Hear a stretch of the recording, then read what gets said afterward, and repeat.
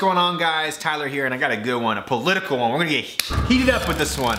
My man, Michael Kovacs. Mike wants to know, why do some idiot trainers want to look like the discoverer of new training secrets? For example, they copy the HIIT, other name Tabata protocols, into some straight jacket of theirs with much less favorable outcome.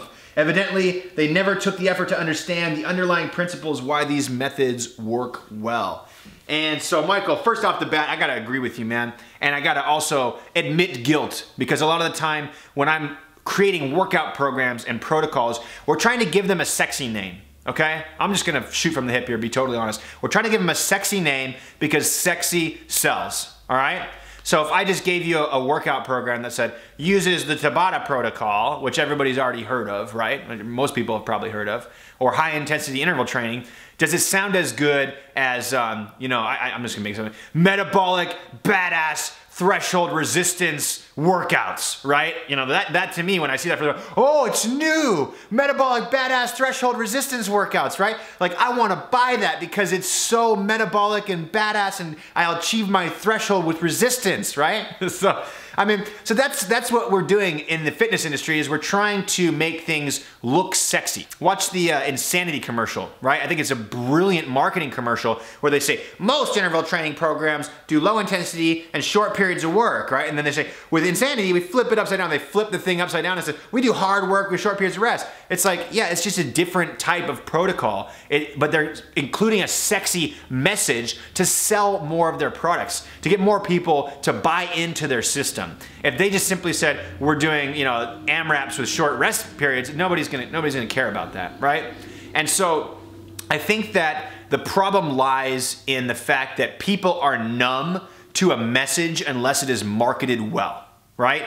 Because if you create the greatest program in the world and you have social proof, you've taken 100 people through this program and all of them have achieved amazing results, but you call it something like new interval workout from the Garage Warrior, nobody's gonna buy it. And if nobody buys it, then you're not actually going to help anybody. And if you don't help anybody, then you're never gonna be able to make a living doing this. And if you're not gonna be able to make a living doing this, then you're gonna have to go get a job as a waiter or somewhere else, and you can't affect the world.